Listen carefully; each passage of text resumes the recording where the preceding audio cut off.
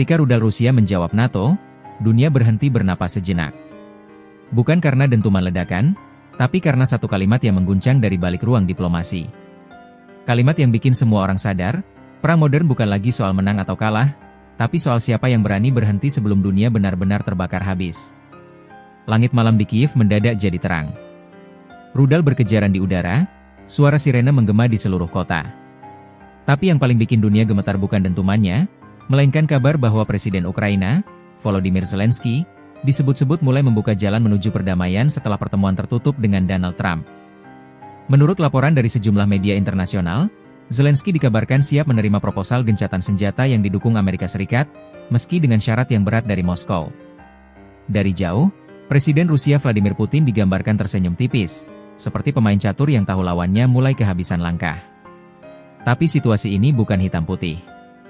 4 wilayah timur Ukraina kembali digempur rudal dan drone dalam 48 jam terakhir. Salah satu serangan bahkan mengenai konvoi bantuan kemanusiaan yang diduga disalahgunakan untuk mengirim logistik militer. Rusia menyebutnya pembalasan, Ukraina menyebutnya kejahatan perang. Dunia terbelah dua, siapa yang benar, siapa yang salah? Tak lama kemudian, 2 rudal Iskander menghantam fasilitas pertahanan udara Ukraina. Beberapa jam berselang, serangan ke fasilitas produksi drone di Kharkiv membuat Ukraina kehilangan sebagian besar kekuatan udara jarak jauhnya. Semua terjadi bersamaan ketika Zelensky sedang berada di Amerika untuk membicarakan bantuan senjata baru. Rusia juga menyerang fasilitas energi di Dnipro dan Chernihiv, menyebabkan ribuan warga kehilangan listrik. Serangan ini disebut bukan hanya strategi militer, tapi juga tekanan ekonomi. Moskow ingin menunjukkan, perang bisa dimenangkan tanpa harus menaklukkan kota. Cukup dengan membuat rakyat kehilangan napas kehidupan. Namun, Ukraina tidak tinggal diam. Serangan drone balik ke wilayah Belgorod, Rusia, menimbulkan kebakaran besar di kompleks logistik. Kiev menyebutnya target militer, tapi Moskow menyebutnya aksi teror. Dunia kembali tenggelam dalam abu-abu moral, setiap pihak punya versinya sendiri tentang kebenaran. Sementara itu, satu ledakan besar mengguncang pabrik gas Orenburg di Rusia.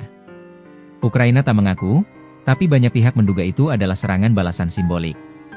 Tak lama kemudian, kilang minyak Novokuibivsev terbakar hebat. Media Rusia menuduh Barat terlibat secara tidak langsung. Semua saling tuduh, dan batas antara perang dan diplomasi makin kabur. Titik balik terjadi di Budapest. Donald Trump dan Vladimir Putin akhirnya duduk satu meja, di tengah tekanan dunia untuk menghentikan perang.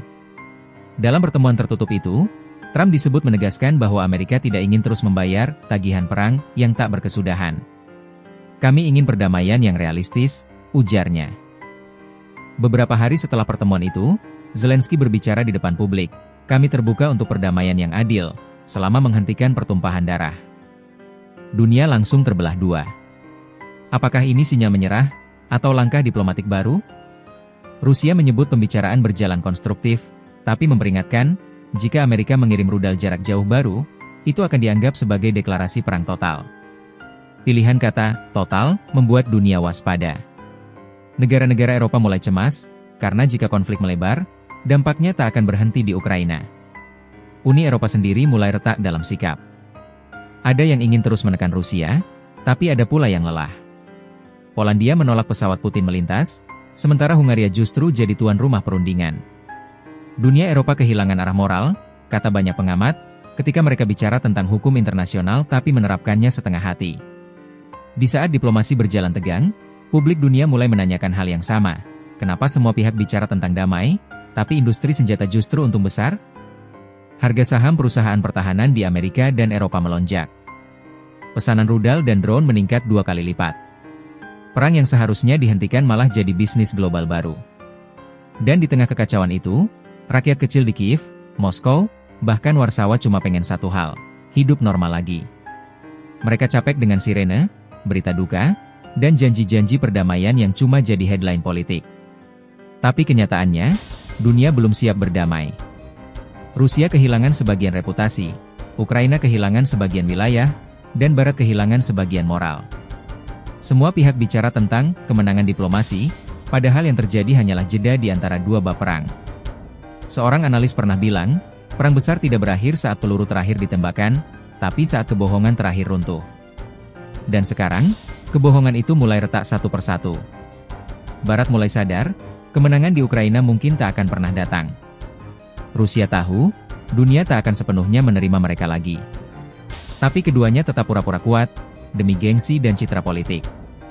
Mungkin ini yang disebut sejarah sebagai balas dendam waktu. Dulu NATO mendesak Rusia ke pojok. Sekarang Rusia membalas, bukan dengan tank, tapi dengan kesabaran dan ketakutan. Dan ketika sirene berbunyi lagi di malam Eropa, mungkin itu bukan awal perang baru, tapi bab berikutnya dari cerita lama yang belum selesai. Karena di dunia modern, yang kalah bukan mereka yang gugur di medan perang, tapi mereka yang masih percaya perang bisa diselesaikan tanpa kejujuran.